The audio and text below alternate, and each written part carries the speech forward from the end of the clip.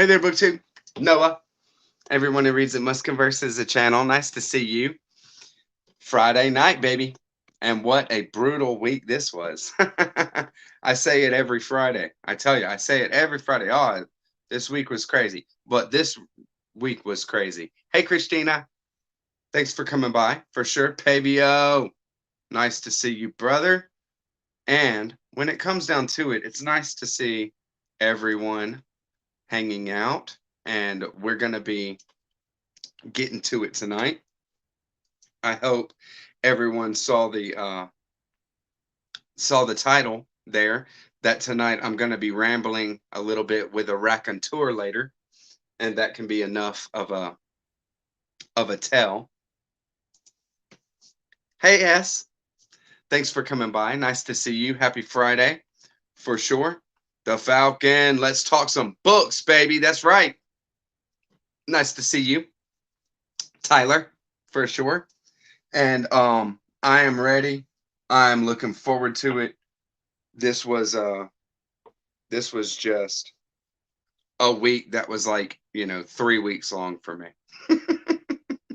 But I did have some really awesome reading, and I'm in the middle of some awesome reading, is what it comes down to. Hey, Ineffable. Happy Friday. That's right. Friday Night Live, baby. We're here. Let's increase our density. That's right. The books, those books in the thumbnail are just a random pick. I sometimes just grab like a random pick off of like Google or whatever, right? And then just make my thumbnail out of that. I don't really worry about it. I thought tonight we're going to focus on some card games for sure. Um, Mostly we'll just play war, right? Let's keep it easy. Cheat. Come on. No cheating. Hey, Summer. Nice to see you. Um, hey, I'm glad to see that I'm not alone on the crazy week. So I hope everything is going good. Hey, Myers Mega Fictional Musings. Nice to see you. I'm going to be showing our buddy read book in this, and a lot of the books that I'm going to show tonight are buddy read books. So, and the buddy readers are here. So it's very cool. And let's get to it for sure. So one that I finished this week, and it was a buddy read with Pavio. Hey Daniel Backer at Off the Wall Novels. And yeah, I'm streaming every Friday night, brother. I do an hour every Friday night at 9 p.m. So if you're down to talk books or down to hang out with the community and stuff, this is the place for it. And so I'll talk about what I finished this week. I finished Magda Szabo's The Door. This was just a wild read, and I read it with Pavio. This was our buddy read pick, Pavio at attention, and we're still talking through it. We're still getting our thoughts together on it. It's short, but it's wild, and it will make you think the whole time you're going through it. Magda Szabo is a great writer.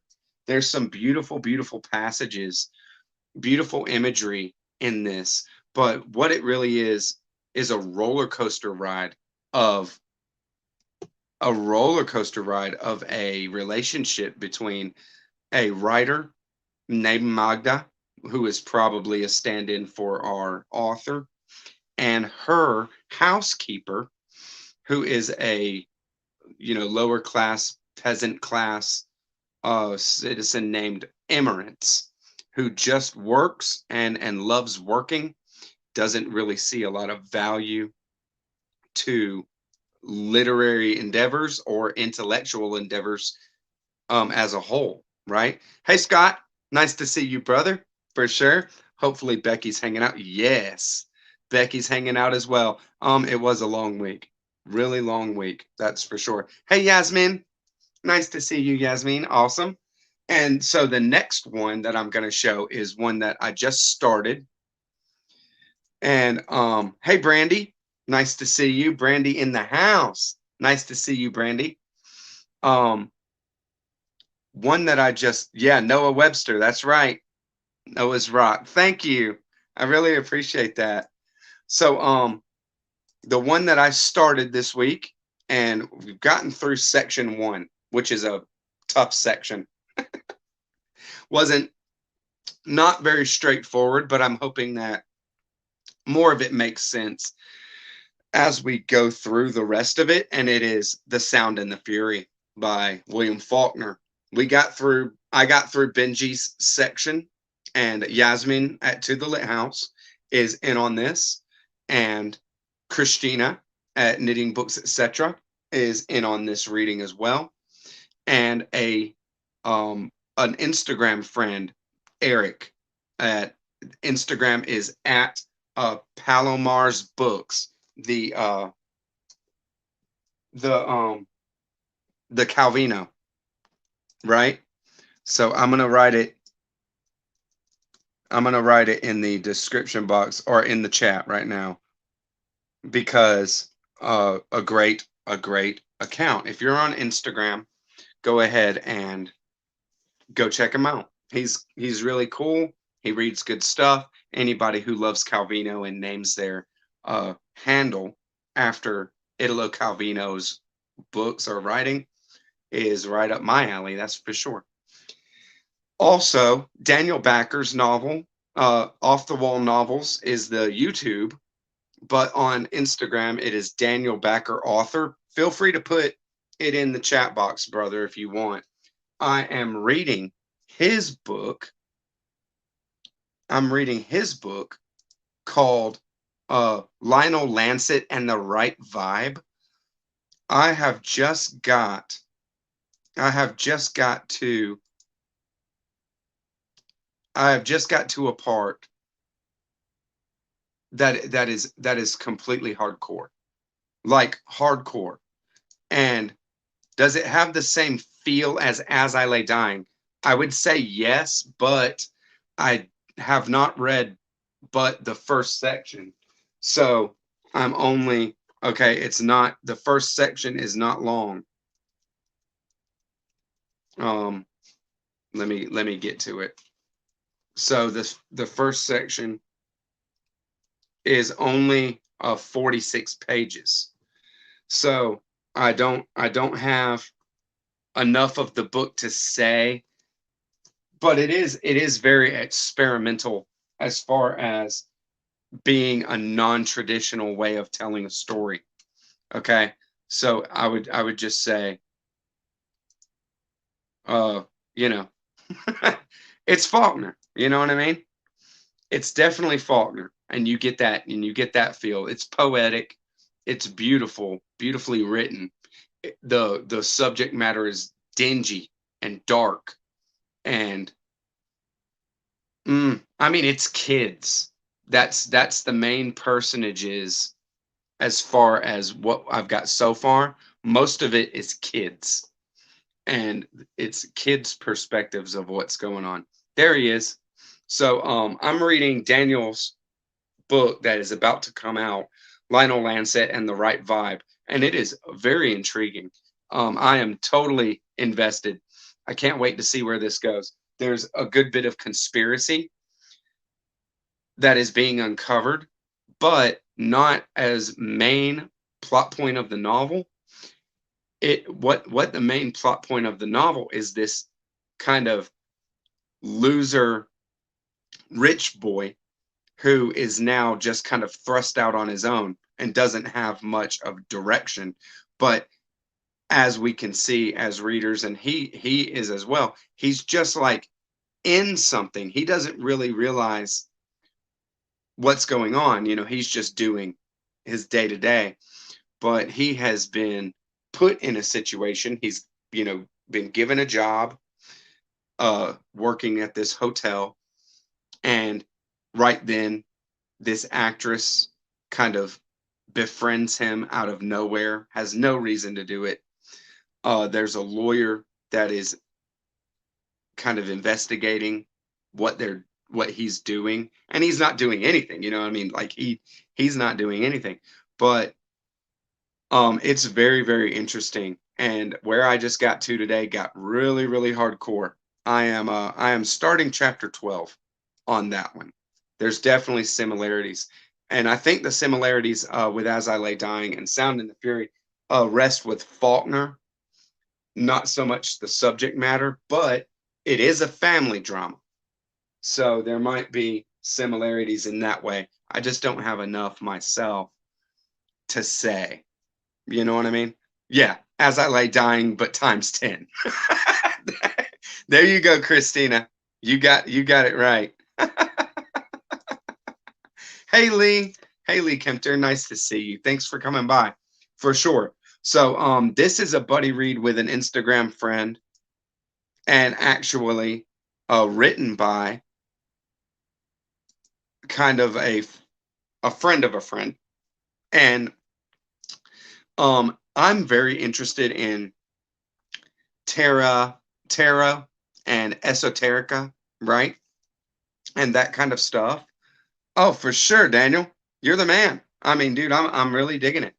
I'm really interested in that kind of stuff, but I would never pick up this book on my own just because of how it looks.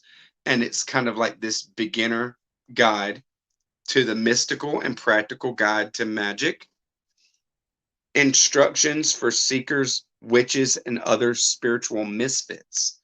So I said I would buddy read this with a friend. I'm just crushing it through it. I mean, it's a subject matter that I have a lot of experience with, and I read a lot of esoteric stuff.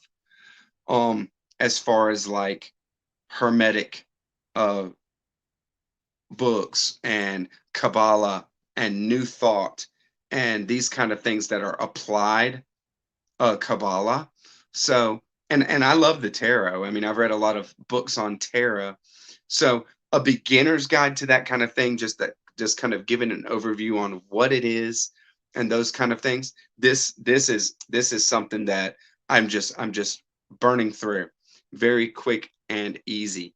I've gotten through maybe halfway, and we'll see where it goes. I want to see if I'm interested to see if it gives me any kind of you know, insights or ideas in something in some way that I haven't thought about. Hey Moon Palm, thanks for coming by. For sure. Nice to see you. Happy Friday. Hey Snuffy. Yeah. Dude, the cactus book, the cactus book is an amazing book. It is going to blow your mind. It is so freaking cool. It's just awesome. Judging a book by its cover. I judge books by their cover all the time. And not to say that I will get it or not by the cover, but you can't help but let it have its effect on what you think the subject matter is going to be, right? That's right. Somebody knows some of their Kabbalah. I love it. I love it. That's for sure. Y'all are funny. Yeah. Oh, cool. Cool, Snuffy. I can't wait for you to. Yeah, there we go. He's got 100 pages left. Oh, the end is so satisfying. I love the ending. It's really, really good. I didn't get any um of the extra stuff yet because Philip actually sent me my copy right off the bat. Like right when he got the boxes, he cut it open and he sent mine in the mail. So he didn't do mine with all the ones that were ordered and all that kind of stuff. So I had a chance to read it first, right? But check out my check out my one of the last videos that I've done, Brandy. It is America and the Cult of the Cactus Boots, a Diagnostic. That's the name of the book. And I don't really give any spoilers because you can't spoil this book, but it is amazing. I mean, it's just amazing. And One of the last book that I'm reading right now is Exhalation, Ted Chiang. We're going through the short stories here. This is with Angela over at Literature Science Alliance, and we're having some fun. Yeah. And Evie at She Was Only Evie, and Yasmin at To the Lit House. And from these three lovely ladies that are reading Exhalation Ted Chiang with me, I'm the only one in the group that hasn't read the stories before. It is a reread for everybody except me. So it's pretty fun. It's very fun actually. Exhalation is great. It is very reminiscent of some Borges, but I would say that Borges um kills Ted Chiang. All right. Ted Chiang wishes he was Borges. And so when it comes down to it, Brandy, if you like Exhalation there, um check out Borges. Anything by Borges, but the main collections you want is fictions and the Aleph. But also there's a binding called Labyrinths. Definitely awesome. Very cool. Nice. $2. That's a steal, brother. That is a steal. I have Trip by Tao Lin on its way to me. On its way to me. It's part of this haul that I'm about to show, but I didn't get it all. This is part of a haul that I did for Father's Day. Emily got me a gift card, and of course that gift card gets used for books, right? Very cool. And so I picked up, first off on the haul is Arthur Rackham's color illustrations to Wagner's Ring cycle. I love the Ring. Thank you, baby. Very cool. I got Arthur Rackham's color illustrations to Wagner's Ring. I love these illustrations, and I did show some on my Instagram. If you're interested, you can see better. Yeah, Borges is greatly better than Ted Chiang. We'll put that one up real quick. Thank you, Jack. Thank you for that one, Jack. For sure. But these are cool to have.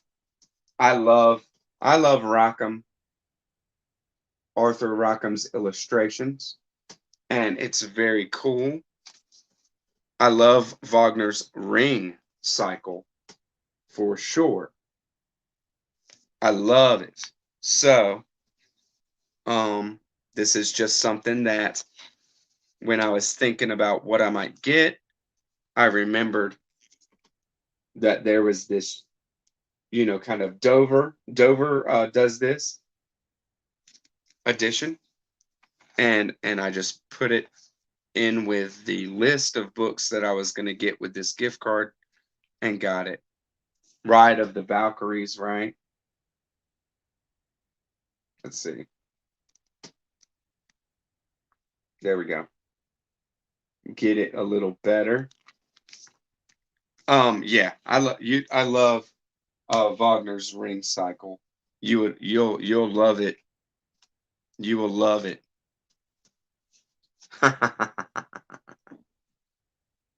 Yeah. I mean, Pavio, you will love America and the Cult of the Cactus Boots, and be prepared to fall into a wormhole that puts you out somewhere way out in the universe somewhere. It is wild stuff. Also, Daniel Backer over at Off the Wall Novels has done a great video that I watched because I had never experienced this novel, and I thought I was interested and I was intrigued, and what he said totally sold me on it. So I jumped in with this Father's Day haul and got Nightwood by DeJuna Barnes. This is, said to be very difficult read. But see, if somebody describes something as a difficult read to me, then I know it's my kind of book. Okay, people say that something is difficult when it is non-traditional storytelling, when it's not traditionally delivered and things like that. Well, see, Borges is short stories, Brandy. Borges never wrote anything above like nine pages long or something, right? So they're all very short, and it is something that can just be experienced like candy. Every time I sit down with Borges, I read a complete Borges story or more or multiple, because they're so short, but they will throw you out into the universe somewhere. But Cult of the Cactus Boots is a 600-page mixed media mind blow. It is so interesting, and you will be just going through it, especially with how you love sci-fi. How you love sci-fi. You're awesome. Who's the most wholesome reading channel on YouTube? Is it me? Are you saying that about me, Snuffy? Y'all are funny. Yeah, I can't wait. I can't wait. It's very short. It's only like 170 pages. So I mean, I don't care. I mean, it's not going to be hard to me. I mean, it's just going to be a different kind of novel that I have to maybe work into, right? Hey, Christy. Christy Louise at Dostoevsky in Space. Nice to see you. Thanks for coming by. For sure. I missed it.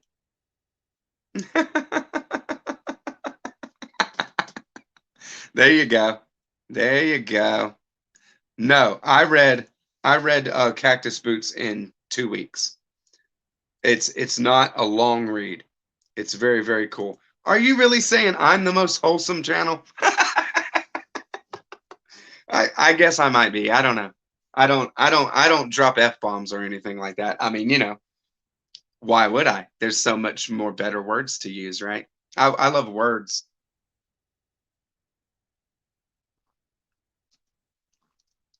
Y'all are so funny. Thank you. Thank you so much. Nice to see you, Christy. I hope you're feeling great. Hope you're feeling great for sure.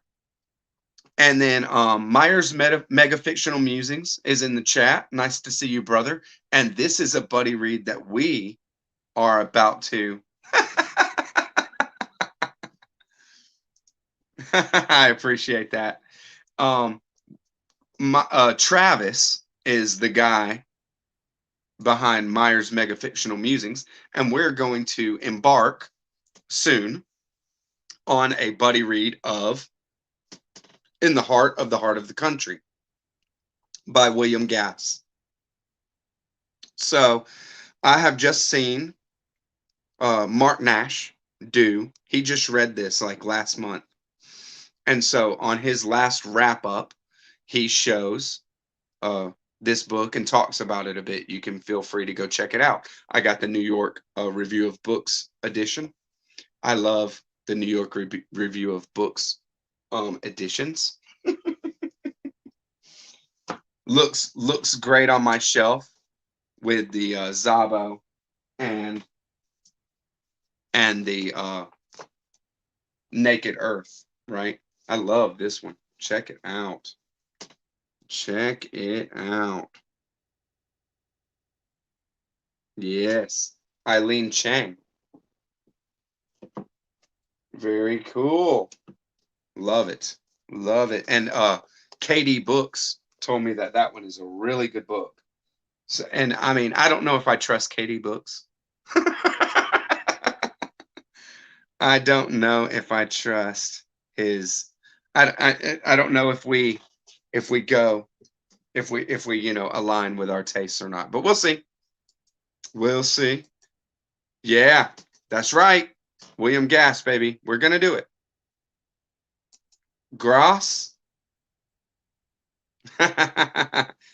You think Gauss is better than gas? Hey, Silgy, nice to see you. Thanks for coming by. All right. So, the other bit of the haul is stuff that I grabbed that I had from used bookstores that I picked up on the card as well. That didn't come from buying online. These others I just bought on eBay. So I found this Stephen King as Richard Bachman by Michael Collins. And this is a collection of interviews and like stuff that he wrote about the Bachman books. So there is different types of like a history of Richard Bachman, speculations, and then writings on all the Bachman books: Rage, The Long Walk, Road Work, The Running Man, and Thinner. And I've read all those. I mean, they're cool. The Long Walk is really cool. The Running Man is crazy, and has been made into a movie back in the day with Schwarzenegger. And Thinner is a great story and a good movie. I liked how they did Thinner, but it's very crazy, I tell you. Nice. I hear the same thing. I hear the same thing, Snuffy. And I will get to the tunnel. I have it on my shelf right there. And but I don't think it's going to be this year. Just with what I have projected to read. But we'll see. I have it waiting, that's for sure. You own Middle C. I hear that it's beautiful. Meyer's Mega Fictional Musings. Travis did read that one. That's what got us into doing this. Nice. Man, I love this because it's just get turned on to so many books. Ineffable, you're gonna love it. You're gonna love it. It's a wild story. It's a wild story, that's for sure. You're gonna dig it. So I don't remember if I showed this last week. I don't think I did, because I think I did pick this one up before last week. This was one that I got from an eBay seller, but I got it before I got the gift card. But I don't know if I showed it. This is Voyage to Arcturus by David Lindsay. So I'll just show it just to make sure that it gets out there and people can see. I got turned on to this by an Instagram friend who just suggested in the comments this book when I posted a post on Olaf Stapleton's Star Maker, because I love Star Maker. It is an amazing book that will blow your mind. And somebody said, well, it's like a Voyage to Arcturus. It's going to blow your mind. It's like a philosophical sci-fi. And I was like, I'm in. I'm totally in. This is I mean, it looks great. It looks great. Very cool. It is sci-fi. It's like philosophical sci-fi. Jack, Jack, Jack, Jack, Jack. Jack, you have strong opinions, Jack. Jack with the hot takes all the time. All right. And then this is just a pickup that I don't know what type of book this is. I don't know what it's about. You know what I mean? Like if it's a horror novel or not. But Ira Levin wrote the Rosemary's Baby, and I have seen Jason at Black Sheep Books and Mark Richardson at Richardson Reads talking about this book more than once, and I grabbed The Boys from Brazil by Ira Levin. This is a first edition hardcover that I just found in a used bookstore. Paid like $2 for it. I have not read The Tenant, but I am turned on to The Tenant. It is on my eBay watch list. It is on that. So feel free to let me know what you think about it. And because it's not high on the list, not high enough, not high enough for me to have grabbed it with this haul, right? So I need some more encouragement. But I have heard of The Tenant and that it's really cool. The saltiest fries on earth, I swear. Drives me nuts. I love philosophical sci-fi. That's my favorite sci-fi. What turned me on to philosophical sci-fi and let me know that that's where I wanted. Hey, I wonder if Jack is ready. Hey Jack, you want to jump on and ramble a bit? Let's get on. That's all I got to show for today as far as books. And I wanna have some time to have some fun with Jack. And nice. Yeah, I heard they made a movie about it. But I don't know. But I never read it. And I don't know what it's about. Nice. Very cool, Stuffy. That's very cool. A cousin of your mother was in the film, Christina. That's awesome. Hey, Jack. Hello, everyone. How are you, brother? Fantastic. Turn yourself up. Hold on.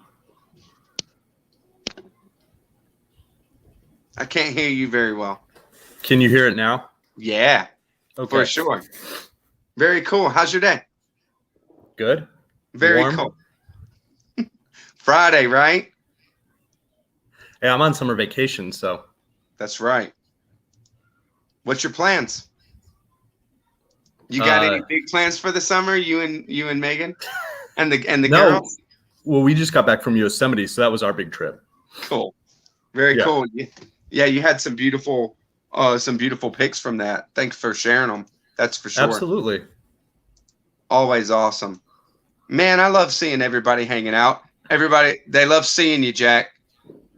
I made sure I went and got a haircut. I ironed my shirt before coming on. I'll be perfectly honest. No, the only reason I'm in here is because of all the mean tweets you've been launching in my direction. So I don't do Twitter. Yeah, that's not true. You've been trolling me for weeks. I've got one Twitter under my own name. That's what I meant to say. I've got one going back to like February 2020, pre-COVID, where Noah's like razzing me about Hawaiian shirts and stuff, and saying like, "Get out of here, go back to the island," and stuff like that. I mean, just really cruel stuff, Noah. So like, are you a tourist? Are you a tourist? I'm always a tourist. I'm the traveler, man. So now based on your Voxer that you left earlier, we're discussing the influence of rhyme royal from Middle English on characterization in Westerns. Is that right? That's right. Okay, yeah. You start us off. Yeah. Ray my read, my friend. Okay, Ray my read. Have you? Yeah, man. So many people talk about Lauren Benet, that HHHH, and the seventh function of language. Have you read either of those? Me? Yeah. No. Man, I tell you, that's what we need to do. We need to do. Has Jack read it? I think you might be one of the most well-read people on the BookTube. I don't know that I would have the time to make video responses to those, Noah. After about 8 people, where I'd be like, oh, I haven't even heard of 7 of these 8 books. Christy says your shirt is still on vacation, Jack. Hey, so am I. I don't go back right. for another couple weeks. I tell you, you're such a reader that when you read something, you just go off on tangents. You know, Yeah. you're constantly making associations and tying your books together with each other in ways. It's a beautiful thing and very different than how I kind of experience books. You know what I mean? So it was really cool reading Lathe of Heaven with you like that and seeing that kind of thing. Because in your videos sometimes it's like, well, this is what he's doing for the video, but you're not doing that for the video. You're doing that because that's how you read. Yeah. Hyperactive free association. That's why I listen to hip hop, because hip hop does that too. So. Right. Yeah. I love some hip hop too. Well, we need to have we need to jam sometime. Yeah. I tell you. So I did just watch your video on Brave New World. Did you find it courageous? Was it a courageous take on Brave New World? No. Was it fresh enough? No. Okay. It felt very old world European, right? It was I'd been eating sauerkraut or something. My favorite part is when you called it out that Huxley might have had "we" open on the desk next to him when he wrote it. In translation, of course. I don't think he was fluent in Russian, so I think it would have been in translation. That's right. I like Huxley a lot, and Brave New World was my first Huxley that I read. But that's I think that's true for most people. Right. I would be curious to know. Has anybody in the chat read more than 3 works by Aldous Huxley? Well, actually, I mean, we could open it up by Huxleys in general. We could throw TH in there and see, has anybody read more than 3? Because I don't know that I've ever met anybody who's read more than 3. Well, it's it's that Doors of Perception and Heaven and Hell. Brave New World Revisited. Right. And that's about it. Eyeless in Giza, maybe. No, nobody's read that. It's horrible. I mean, it's not good. But I did pick up something else by him. I picked up Time Must Have a Stop. Have you ever come in contact with that? No. When I saw it, I was like, what is this? I want to see what he was talking about with that. That's for sure. I'm going through I'm looking at the chat on my phone, and it looks like most people have not read. Like Huxley, you have like a hand, right? And it's like, if you need more than one hand to count Huxley, I'll give you a high five next time I see you somewhere, because right. I don't know too many. No, it's definitely. I mean, I like Huxley, but he's not an easy read. It doesn't really grab you. I mean, Eyeless in Giza was a trudge, and that wasn't your bathroom book? I don't think that I finished it. Okay. You weren't using it as a bathroom book in the right way then. I don't have right. I'm not one that has stacks of books in the bathroom. Some belong in there, but actually, but I'd much rather just go get some credit for it. Actually, turn it into some good books. Street cred, right? Right. Have you ever look? Brandy says she's read Time Must Have a Stop. There you go. Somebody has. So what'd you think, Brandy? Brandy loves some sci-fi. She reads some good sci-fi. Man, I love it. There's so many different types of readers, Jack. It's so killer.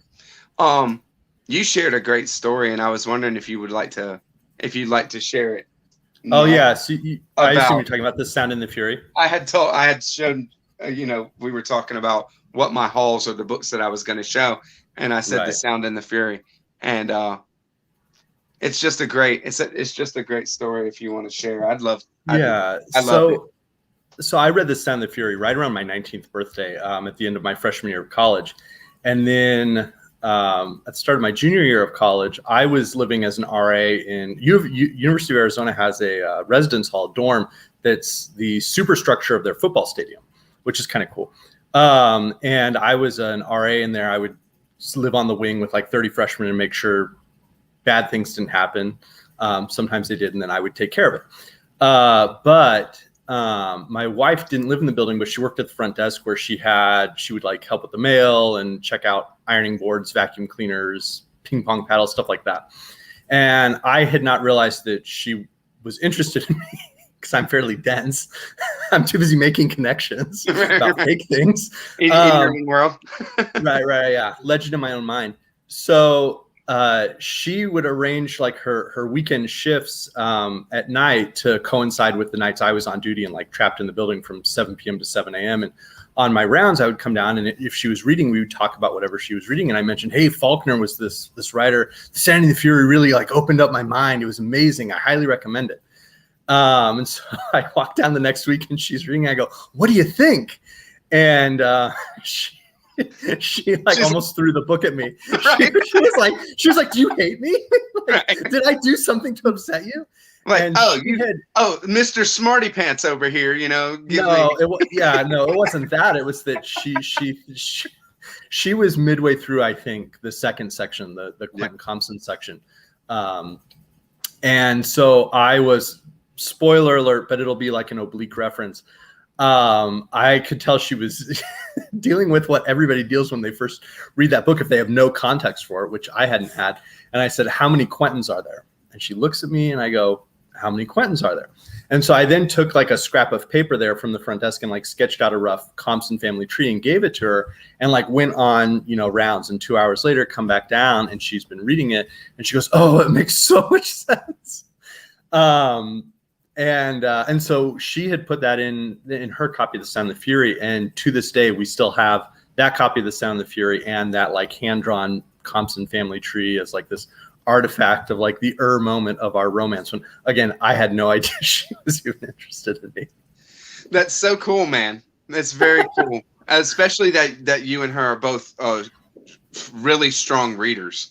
I remember when it was, maybe it was months ago now, maybe like 4 to 6 months ago now, we were talking and you were like, yeah, my wife is reading the Recognitions. And I was like, that's when I was like, whoa, she's like a real reader, like a real strong reader, to go for this kind of stuff. I was like, yes, this is great. Now it makes sense.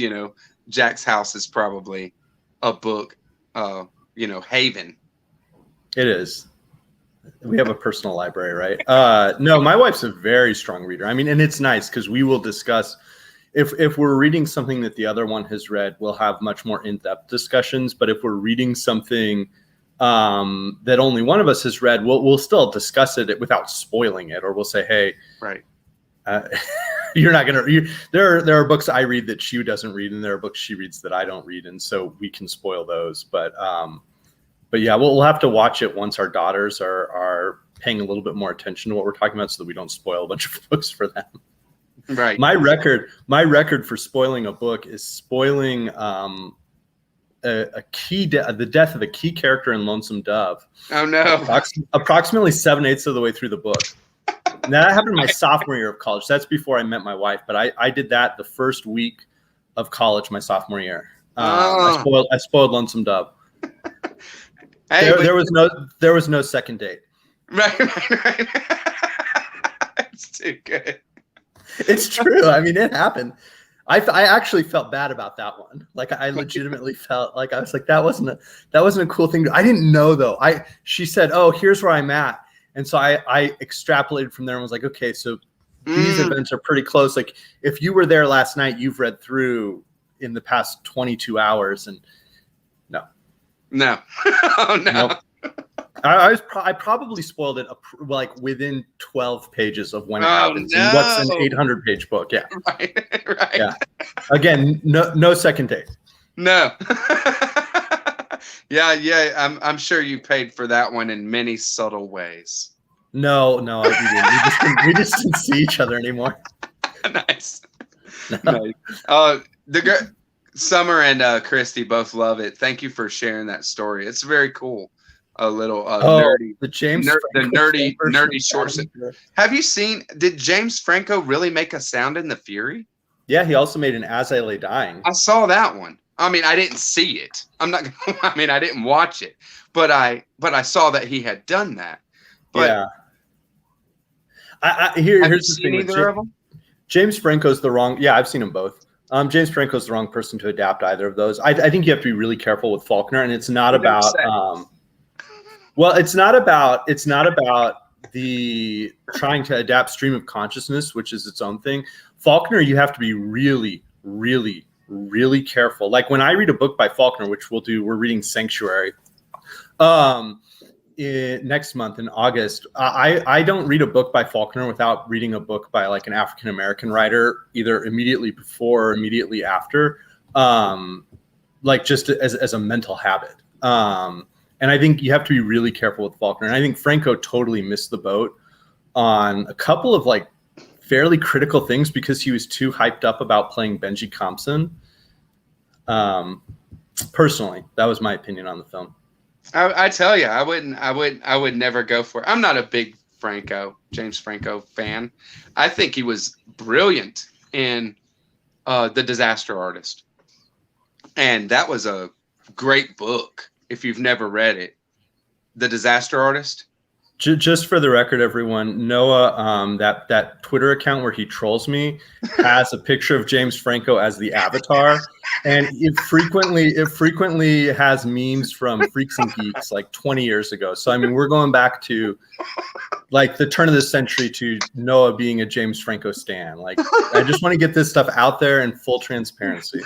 Well, hey,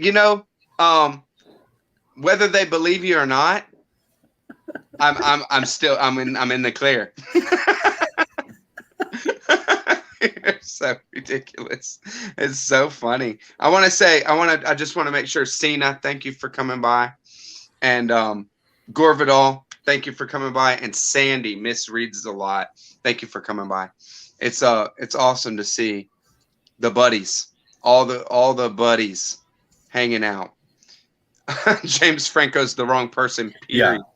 That's what I thought. So with Sound and the Fury specifically, and As I Lay Dying, when you deal with Dewey Dell, one of the issues with Faulkner is always who did he play? Darl. He plays the one who like goes to the state institution. So Faulkner and race is one of the issues. The other is Faulkner and women, and understanding the characterization of Caddy and Quentin Compson in Sound and the Fury, and the characterizations of Dewey Dell, but especially Addie Bundren, who has like the scariest narration. I mean, yeah, Darl legitimately like goes to another place mentally, right? In like he prefigures the 1960s or something with like the breakdown he has. But Addie Bundren's chapter in As I Lay Dying is horrifying and terrifying. Oh yeah. So my other hot take, and I'll repeat this when I read To Kill a Mockingbird after I spun the wheel in the leg. Yes. Talk about like the luck of the draw on that one. I was like, yes. I really have a take that Scout Finch in To Kill a Mockingbird is what would happen if you took Caddy Compson and gave her good parents. So nice. Mm-hmm. Nice. Well, I'm gonna check it out. As far as Caddy's concerned, I don't have too much to go on. I've only read the first section. Wait, Gore Vidal, which David Lynch film? Gore Vidal is awesome. but it's which David Lynch film? Because there's somewhere I can. Yeah. I realize though that's Mulholland also Drive. Your age. So let's see if it's Wild at Heart. Ooh. That's right. Hey Una, what's up, buddy? Nice to see you. Una, do you have a circuit breaker for all that power? He better, baby. Oh my God, these people.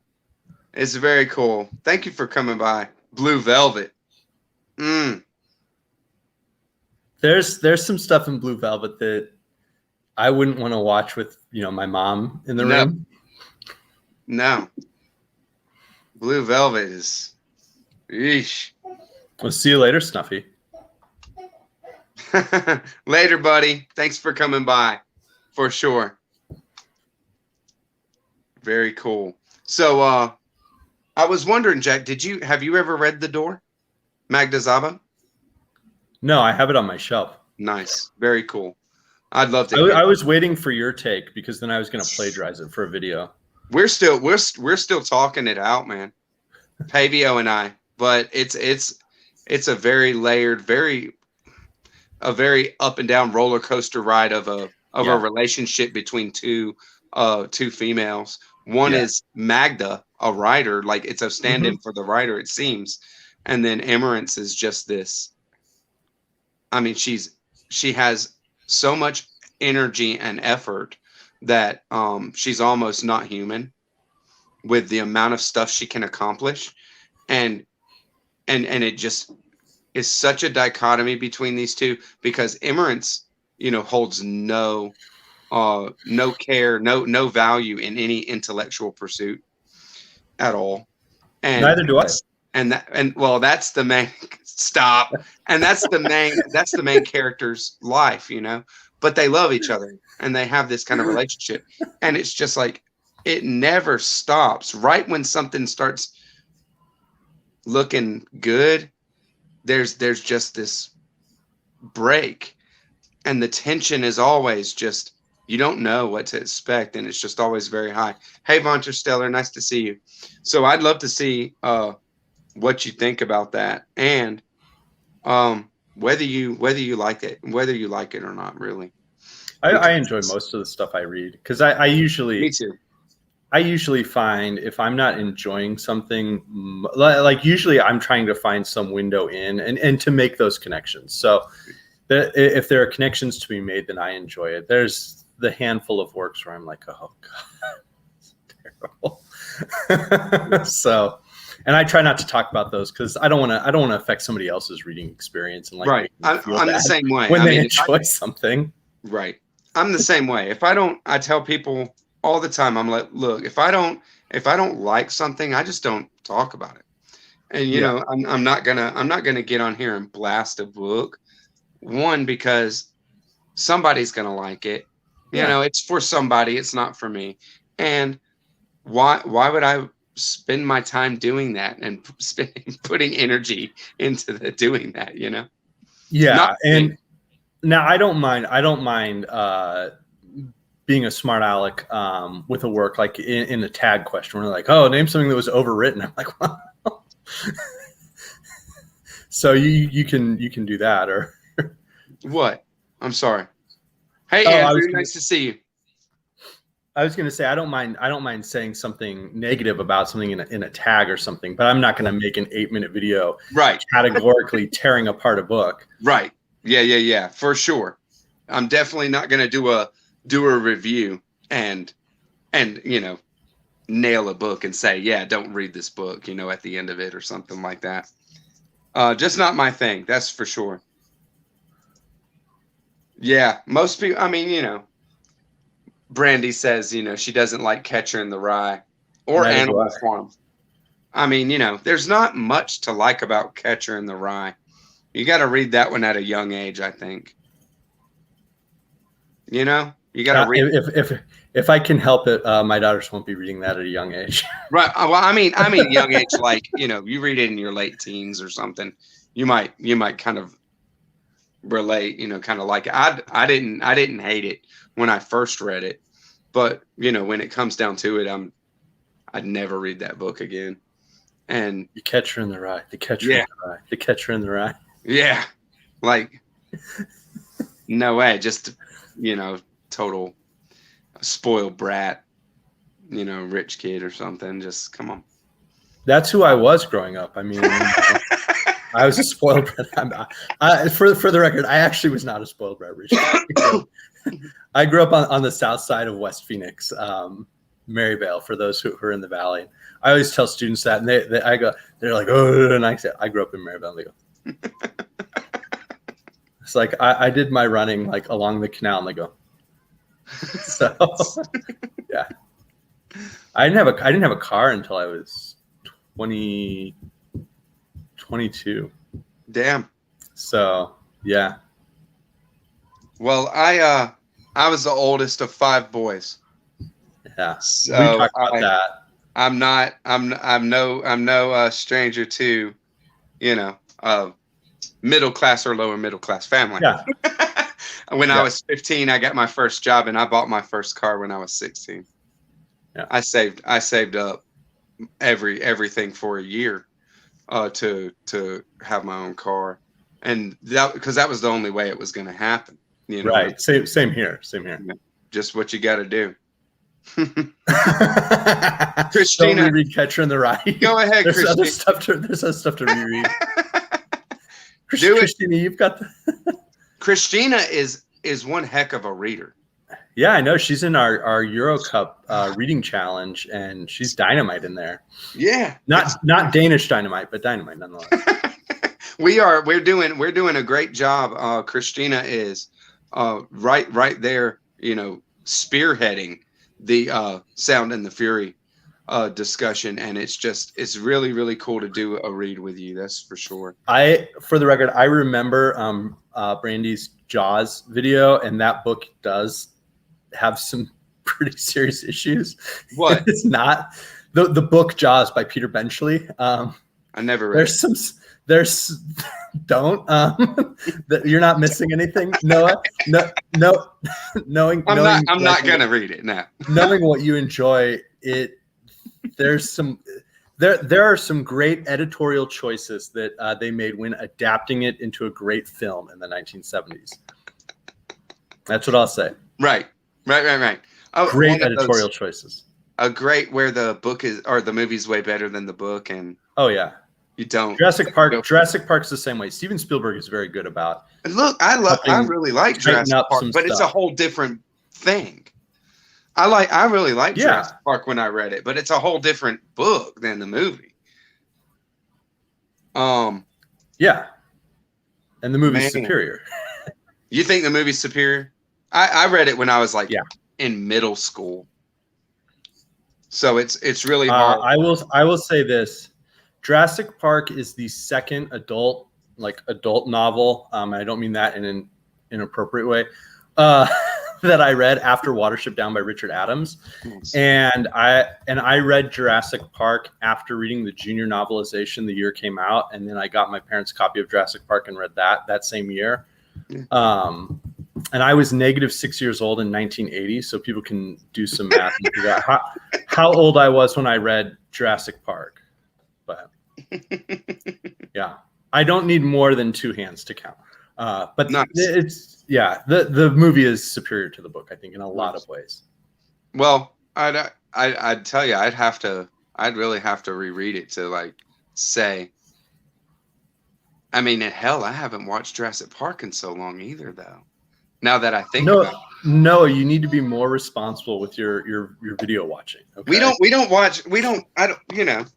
I don't. When I go for a movie, I don't rewatch movies too much. I go for something because I watch movies so rarely, Jack, that I go for something that I haven't seen. Then why did you watch Escape from New York 8 times and no commentary and then message me about it? Don't tell.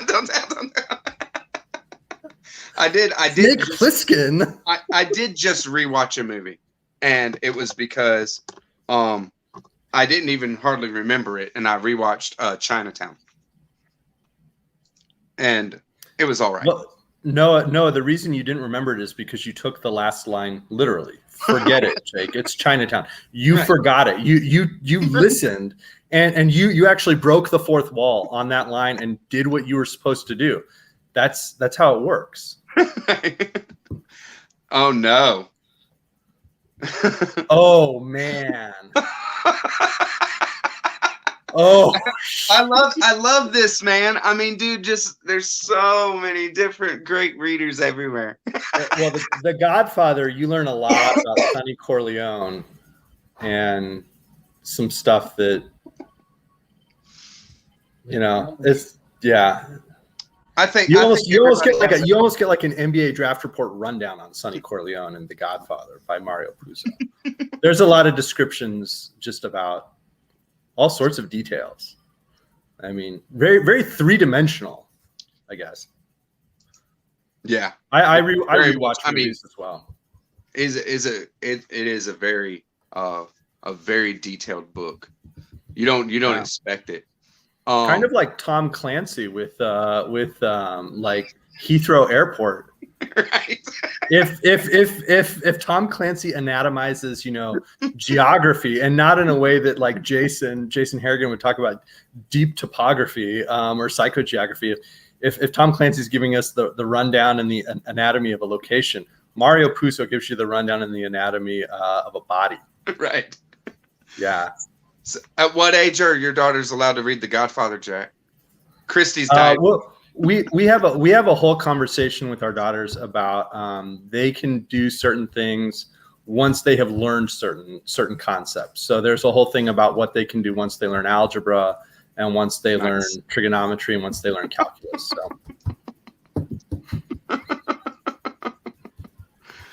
I think it's degenerating at this point. It's an exponential decay function. Well, the short of it is, I mean, and I think everybody can agree with this statement that, I saw at a very early age that there was things in books that I wasn't going to see in movies, not at the age that I was. And I thought that it just was books only and not movies, because I was young or whatever like that.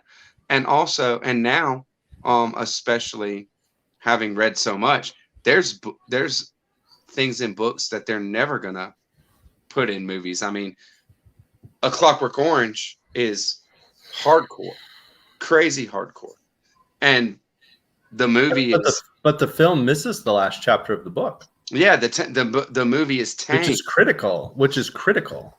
Right.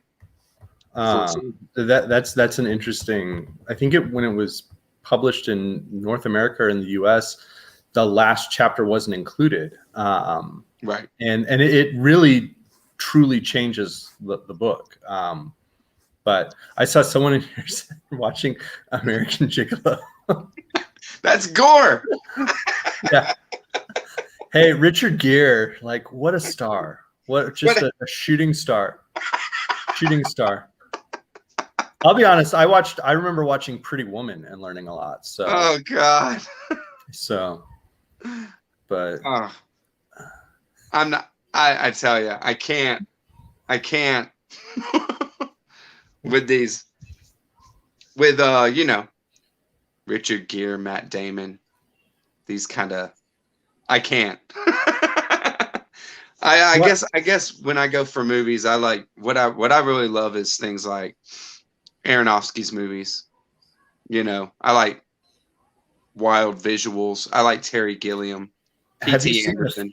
Have you seen The Fountain by Aronofsky? Of course, I love it. Are you a fan of that? Okay. Yeah, I am too. I really enjoy it. That's probably my favorite by Aronofsky, actually. Okay. Have you seen Mother? No. Don't. Okay. I mean, it's so hardcore. I saw it once, and I'm like, I don't ever have to see this again. It's an amazing movie, and but it's just like it's so hardcore that it's like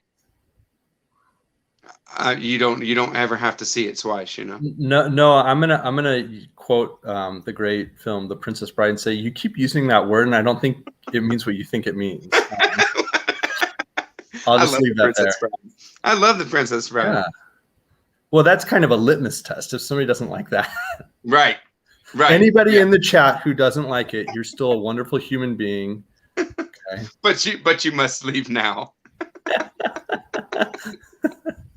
Very cool. Very cool. The Cat People remake is incendiary. I never saw it. I don't know. Yeah, my father and my father had like some mental health issues and stuff, so he didn't always make great decisions. But he kind of operated like he had me read a huge amount of nonfiction. Hey Alan, huge amount of nonfiction and stuff that you wouldn't expect someone to read. Like I read the autobiography of Malcolm X when I was like 9 years old, and we had whole discussions around it. And so he always did that, but he also was that way with like R-rated movies. There's a lot of stuff I saw that I was probably too young to understand. And that's where that whole hyperactive free association was just born. Nice. The plasticity of the pre-adolescent mind is very thorough. Not me, not me really. When it comes to movies, I didn't watch a lot of, hard movies when I was young, because I always had younger kids, a lot of younger brothers. Yeah. So it was always younger stuff. It was what was on and what was watched and things like that. So books was where that was where you got to pretend you were an adult. Right. Exactly right. Yeah. All right. So we're at like an hour 5. So I want to call it. Thank you so much for coming on, Jack. Of course, a pleasure as always. I'm glad that you had some time like that. Usually I think is right, since you're over there on the West Coast, right? It's like your dinner time. West Coast time, yeah. And that's it. Like it's you can be around and hang out sometimes, but I'm glad we could put this together. Of course. We'll have to do it again. For sure. Thank you everybody for coming by. Another fun Friday night. Thank you for crushing an hour with me. And heck yeah, y'all rock on. Catch you on the next one, BookTube. Bye-bye. See you later.